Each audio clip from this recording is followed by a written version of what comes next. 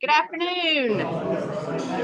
Welcome to the December 8th meeting of the Rotary Club of Milledgeville. Please silence your cell phones, stand, and with our Rotarian of the day, who is William. Somebody from that table? It's going to be our Rotarian of the day. Thank you, William. That's right. Dear God in heaven, Lord, we come to you today, and as we enter the Christmas season, we ask God that you slow us down and keep us in remembrance of why we're celebrating this. It's the birth of your son, Jesus Christ. Dear God, Lord, we lift those families up to you that may have loved ones that are sick this season, and maybe they have loved ones that have passed on, and these times are extremely hard on them emotionally. And God, we just pray for them and ask you to comfort them and give them peace. And dear God, Lord, bless this food and nourish our bodies and our bodies to their service. In Christ's holy name we pray. Amen. Join me in the pledge. Our pledge of allegiance to the flag of the United States of America and to the republic for which it stands, one nation, under God, indivisible, with liberty and all. Before we get to the things we think, say, or do, first, is it the truth? Second, is it fair to all serve? Third, Will build goodwill, better friendships. fourth, Will be beneficial to all concerned. fifth. Is it fun?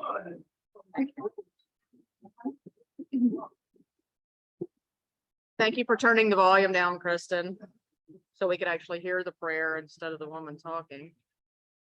All right. Okay.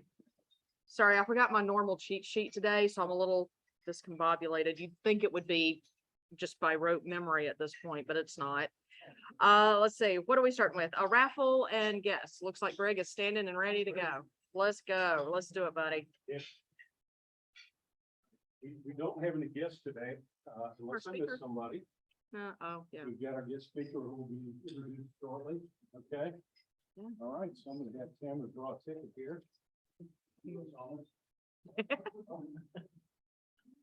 The other person that looks honest gets to read it.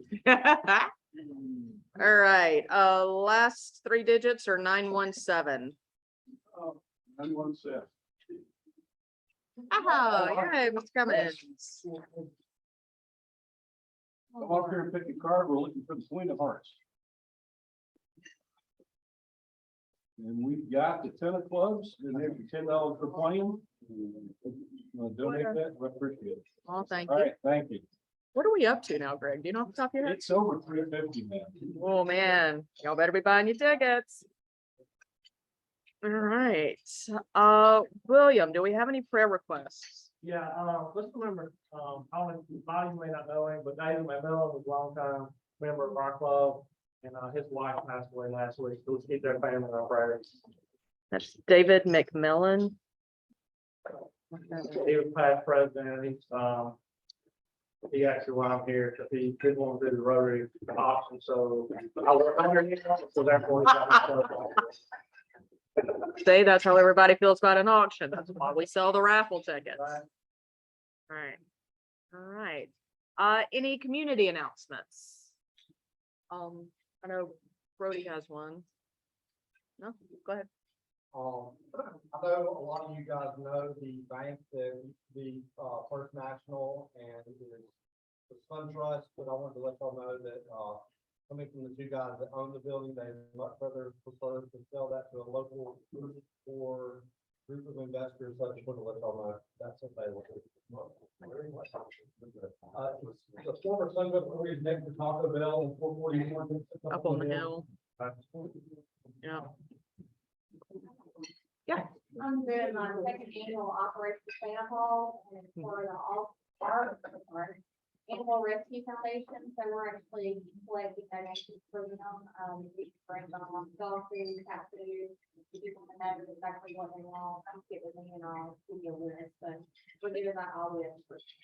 Awesome. Thank you, Crystal.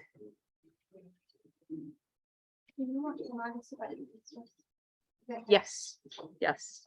Yeah. I was going. That's under club business. Yes. Yes, sir.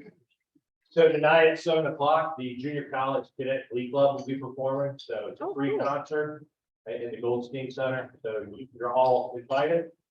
Yesterday, just kind of cool, yesterday, the SAC COT, our accreditation, I think, for GNC, Georgia College, most of the schools in the South had their annual conference in Atlanta, and our cadet glee club went up to perform in front of 4,000 people. Wow. And they knocked it out of the park. They're gonna do the same show tonight at 7, if you're looking for a good night out. Are you on that club? 7 o'clock. Nice, thanks. Any other community-wide announcements? Okay, under club business, just a reminder that next week's meeting will be a strictly social meeting, so you don't get the, you don't have to listen to me talk next week. It'll be strictly social. It'll be a lunch. There might be some fun and games and prizes to be determined. We'll see. Please feel free to bring spouses if you're in corporate membership. All members, all corporate members are welcome to attend. If you are going to bring spouses, let me know so I can make sure Jason knows we have enough food. So, cool. All right. Any other announcements? Anything everybody needs to know about? Yeah. All right, so I probably don't want to hear from me right now. But if you have tickets in your hand, they are yours. So please turn in the money, buy them, sell them, whatever you have to do. Our deadline is next Thursday. So what I want for Christmas is for everybody to turn in their tickets, not tickets, money, by next Thursday. So that I can enjoy my Christmas without worrying about raffle tickets. Yes. How many are left? Okay, anybody want to guess how many I got in this folder right here? This is the unsold ticket. 75. 15. 8. 8. All right, y'all help me out here. Who's taking them? Oh, Oh, no, I'm not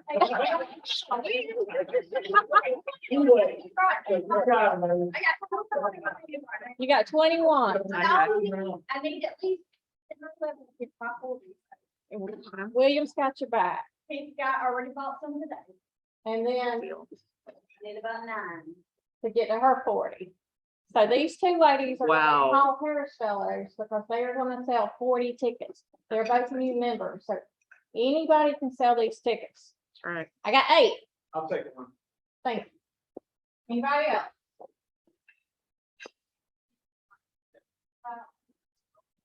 Come on. Hey, help me out, Pete. No pressure, Keith. Is that all of it? Oh, correct. I got 7.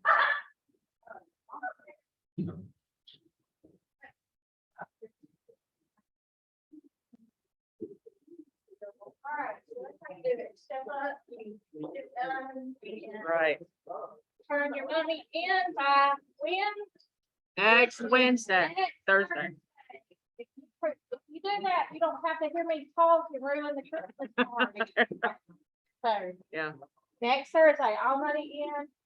And then we all have a happy new year. We win prizes next year. Remember, y'all, it's a great thing. We buy the prizes locally. The money is used locally. You know, it's our biggest fundraiser of the year. Thank y'all all for your participation. I think it's been a fantastic year. So, just get your money in. We're good. Yay. Thank you, Aaron. Aaron, yeah. What? May I add something? Sure. You don't mind? Go for it. Let me tell you, Erin has done a fantastic job this year because I've been involved for a long time. She's really stepped up, helped the committee that, you know, there's several of us that have been involved with day one. She's done a phenomenal job. So just let Yeah. let y'all know. Yes, she's doing so much better than I did last year. Last year, Nick and I were selling tickets still on January 1st, trying to get them sold. It was a nightmare. So hats off to Erin. She's totally rocked it. Thank you.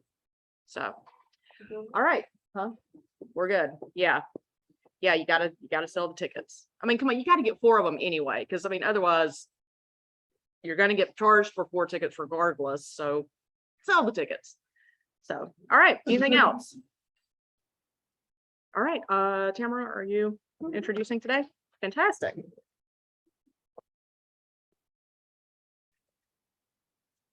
Our guest speaker today has the honor of being the final speaker for the 2022 season. He is a very, very important member of our community. He's done so much work to make sure that people that would not eat otherwise have food and hot meals that are not only good, but amazingly good. He's the executive chef for our Cafe Central and also a board member, and has been with Cafe Central for 10 years. Okay. And Cafe Central, for those of you who don't know, is associated with Freedom Church, and they love volunteers to come out and help with their meals, but I'll let him talk more about that. Please welcome Jim Humphreys. Thank you, Jim. All right, so here comes the one bad dad joke, just so I can relax my nerves and maybe make y'all laugh. Have you heard about the new restaurant on the moon? Got great food, no atmosphere.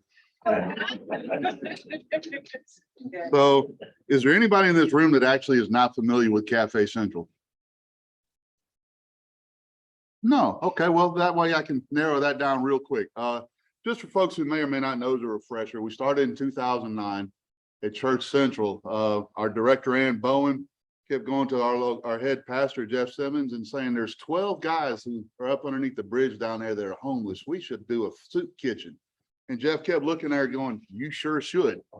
6 months later, with 2 little road signs out there that just said Free Food Tuesdays, Cafe Central was born. They started cooking on little outdoor grills and in crock pots.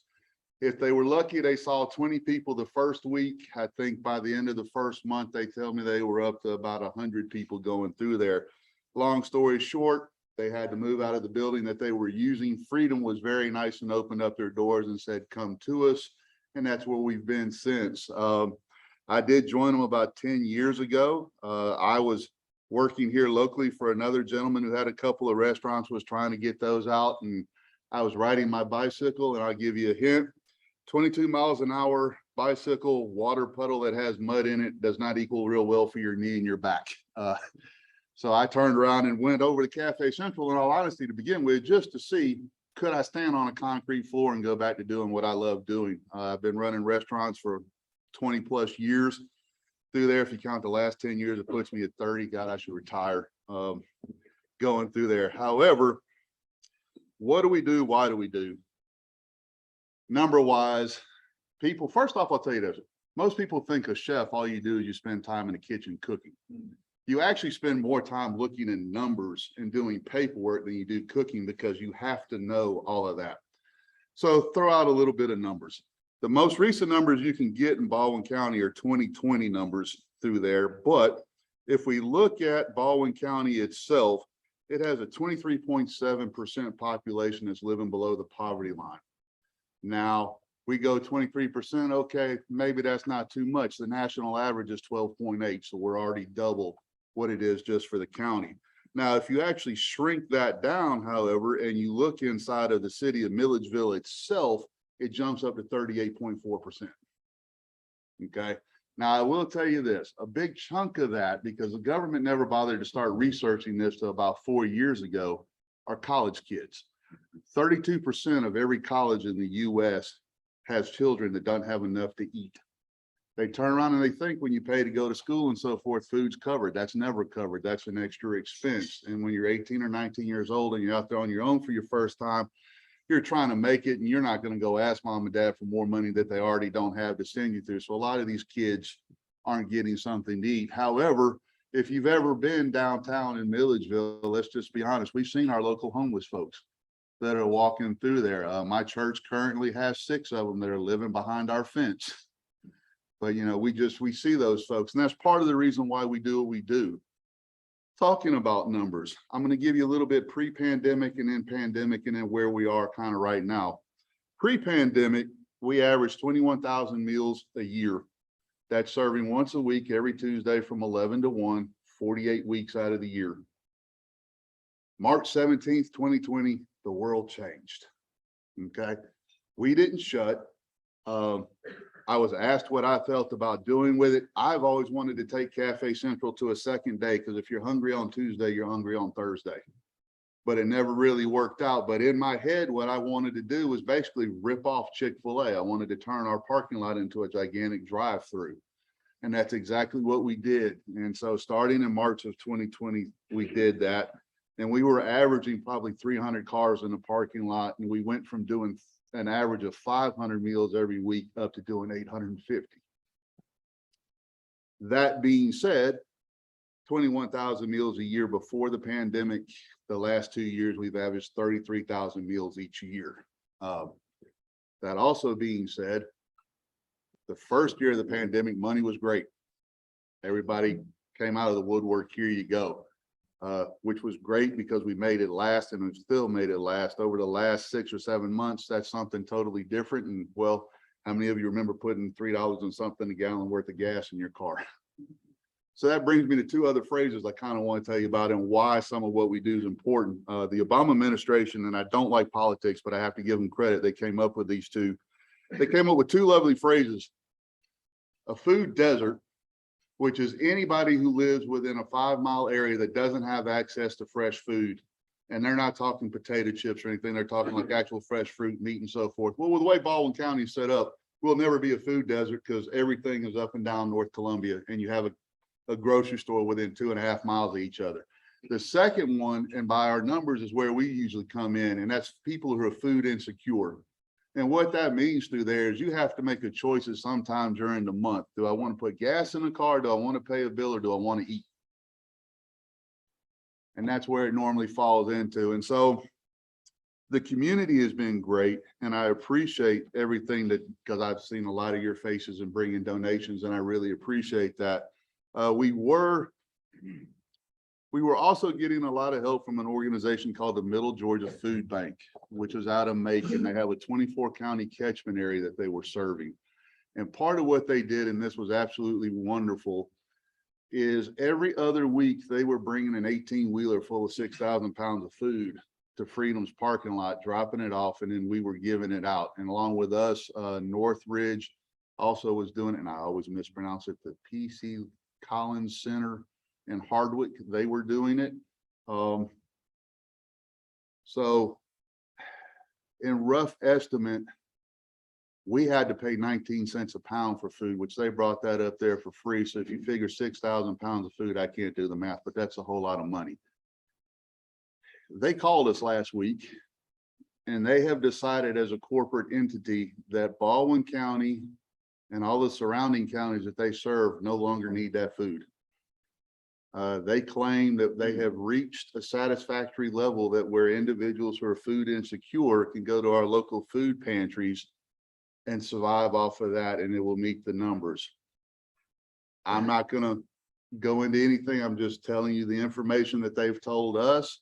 If you are not familiar, there are two main food pantries in Baldwin County that get food from the food bank, and they're, of course, are the ones that they advertise. That's Chardray, which is just open Tuesday, Wednesday, Thursday from 10 to 12.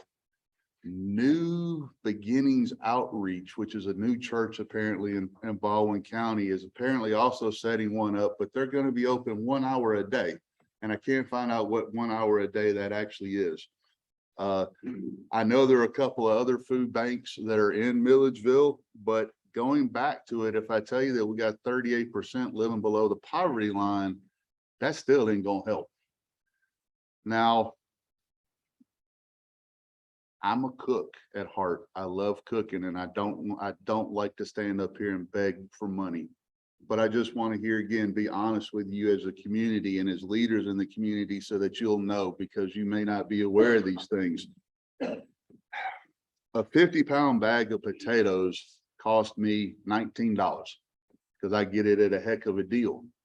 Now, we all think French fries are nothing. I can make 50 pounds of French fries. Here's where it's been hurting. 2 years ago, the oil to put in my fryers cost me $40.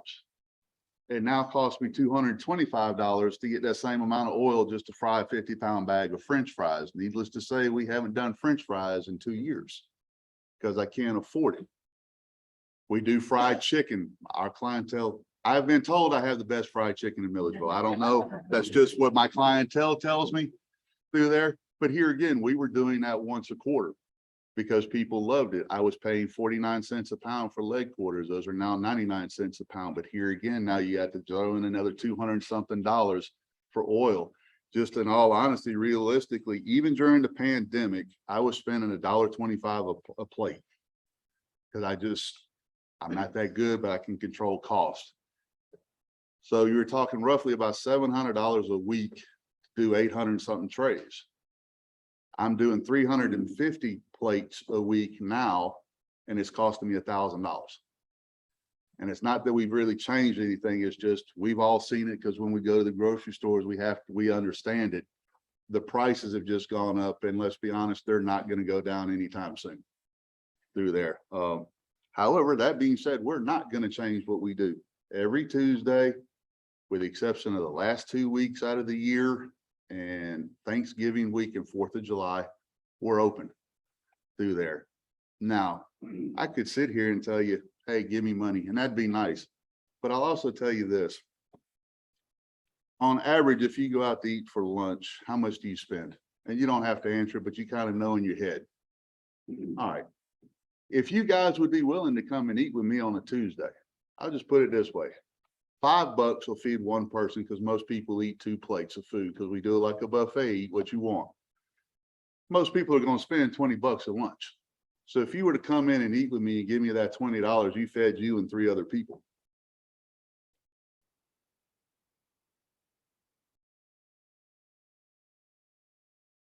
So there's roughly about 30 people in here. We could feed 90 people. Yeah, I mean, 38% of our population being below the poverty line, I think that's like 6,000 people in total. That's a lot of folks that could eat. Now, I'll also tell you something else that I've been trying to do for years, and I could use your help as business leaders. Some folks can't get to us. They just don't have transportation, or there's too far to walk. I currently send out 130 plates every Tuesday that are pre-made to people who come by and pick them up and deliver them. That is their way of serving. If that's something you might be interested in, so that we could actually reach more people, I'd be more than willing to talk to you. Because here again, if we got 30% of the population that's below the poverty line, they're hungry. And I kind of joke, or they take it as a joke with folks. I usually do the opening prayer at Cafe Central, and I always tell folks, we're here to not only feed your belly, but to feed your soul. And what better way than if we just show up with a meal to somebody and go, here, no expectations, no nothing, just here. We want to help you. I wish I could tell you I had some other great things to throw at you, but I'm gonna keep it short and sweet. And I think I've kind of looking around, made the point, and I know we all unfortunately have to go back to work. Such a nasty 4-letter word.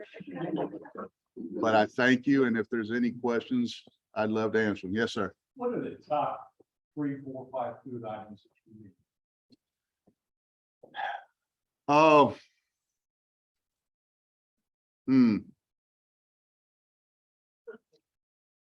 Oil. Well, okay, I'm going to answer your question in a vague way, and I'm going to tell you why. Because we're a nonprofit, when I order through my food company, I don't have to pay taxes. However, if I tell you I need green beans and you go to the grocery store and buy me green beans, you have to pay taxes on all of that. So from that standpoint, because I normally get that question, I'll normally tell folks, if you're interested in giving us food, by all means do. And anything, rice, canned beans, frozen vegetables are actually better. A quick little thing that got me, and I'll get back to your question. So if you've never thought about this, as far as yield wise, fresh products, you always get the most. Frozen is your second. Canned goods is actually the worst way you want to go, because if that can says 15 ounces, there's actually not 15 ounces. Normally there's 6 ounces of water in every can, and you're paying for that water. So if you're looking for yield for something fresh or frozen, so green beans, rice, anything that's like really shelf stable that I could stick in a freezer and use for a while. Protein, period.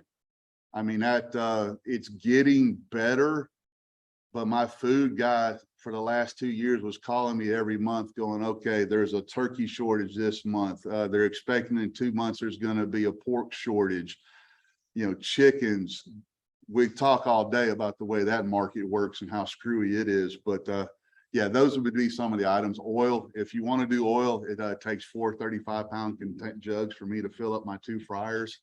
I wouldn't complain whatsoever. You had a question, ma'am? Yeah. Okay. Your steak meal that you cook around, that type of steak. Yes, yes. And just want to let everybody know, that this is excellent. It's a great fundraiser. I encourage you to do that in 2023. We have discussed it as the board. We haven't said yes, but we haven't said no either. To give you kind of an idea for that event, for that night, it usually costs us $12,000. And so we're out beating the bushes for folks. Hey, what we would normally do is come to you as a business and say, hey, would you sponsor this? Will you give us X amount of dollars? You say, yes, you give us that. Then we turn around and say, well, hey, would you like to buy a table? Okay, then if you buy a table, then we turn around, we got 8 chairs. Now we want you to bring 6 of your buddies who are all going to write checks when they get there. And so it is a tried and true method, but we also don't know going forward if it's the most effective method, because a lot of people don't like sitting in a gathering anymore, 200 to 300 people. And that would be, one of the things you were looking at. Also, in bringing that up, it was a lot of the older generation that were funding us. And as they're passing away, what we're finding out is people of the younger generation just think somebody else is going to take care of it. So they don't want to open up their checkbooks. So we haven't, like I said, we haven't said no. We haven't said yes either. We're trying to figure out effective ways to do it. Yes, ma'am. What is your source of income? What's your stability, income? 100% donation. Yes, ma'am. We don't. So no grant funding at all?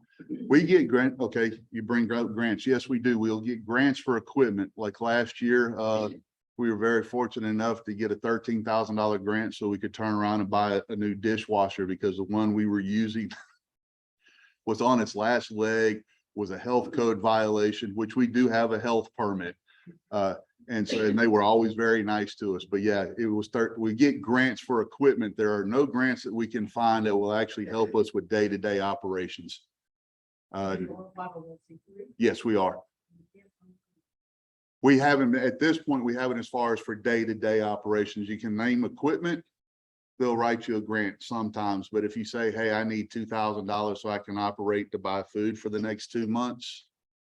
And I just think from some folks that I have talked to in the past, the honest answer that I get from them is sometimes they have been ripped off by other folks, so they just don't feel comfortable with that. I'm an open book. I'll be more than happy to show you anything. If you wanted to write me a $500 check and say, show me what you're buying food, I'll get out my phone and go, here you go right there. But yeah, and to answer another question that generally comes up, nobody gets paid. We're all volunteers through there. Excuse me, I get paid $100 a month to deep clean the kitchen. That's, so if you want to, I need to put that out there. So I guess technically I get paid $100 a month, but other than that. Thank you. Oh, thank you. So a little known fact, and I will try not to tear up. When I started there 10 years ago, I was recovering from torn tendons in the knee and a messed up back. My wife had just been laid off from her job as a teacher for medical reasons. So within 1 month, our income went from, it was roughly $9,000 a month down to $12,000, or excuse me, $1,200 a month. And so there were a lot of Tuesdays that I was taking some food home because we were this close to being out of our house. And here again, it's not from a bragging standpoint, it's just realistically at a turn of a dime, anybody sitting here could be in the same situation. Yes, ma'am.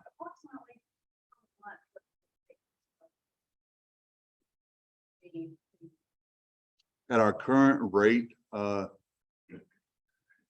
bare bones minimum, I would tell you, let's see, $800 a week, so $3,200 a month, bare bones. Yeah. And that's just because a styrofoam plate here again. And even in 2021, a styrofoam plate, I paid $20 for 200. At the beginning of 2022, because there was a styrofoam shortage. Right, we were paying $47 for that same plate. And that's kind of like when we reopened up, that was one of the things when we were discussing, because of the price of styrofoam was one of the factors of we need to open back up because we can't keep affording to buy 800 trays a week. And it hurt some folks because what we did have was a lot of people who showed up and they take 20 trays. Well, they were going and feeding their street.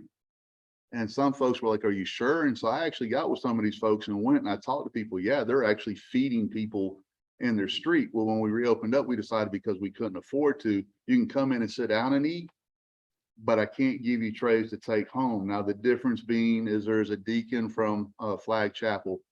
He has 45 families that are, or 45 individuals inside of his church that are homebound. They can't get out. Okay, I make you 45 trays, go. We feed the cancer center every week. Take those, go. There's a daycare that they in turn give us a little bit of money, but we turn around and make them a meal go. And so those are kind of things. That's why I'm looking also for help, is to expand that because there's plenty of other people that need it. Anybody else? I'll also say, Cater's on the side, from what I hear, he does a very good job. I Yeah. hope that's the case. Yes, well, I hope so too. I can vouch for the fact that he does. Yeah, it, and William, we were talking the other day and I let it out that I work 5 jobs. 2 are unpaid. 3 are technically all part-time, but yeah, that's like, I do caterings on the side that, I was doing it before the pandemic. The ones I would do before the pandemic, I did the pregnancy center banquet. I would do our banquet. I would do the big banquets that nobody wanted to touch because people didn't like doing 300 people. That's a piece of cake to me. But I've been very fortunate from this lovely young lady over here. She called and took a chance on me a couple of months ago that now I'm starting to get the small caterings going again because that completely disappeared with a pandemic. So I thank y'all and you'll do just fine this evening, sir. Anybody else? Oh, okay. Thank you.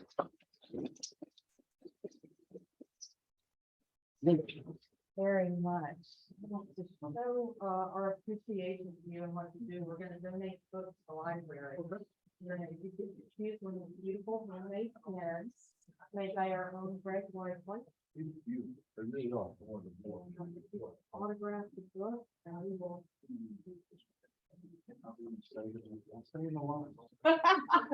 Please say it.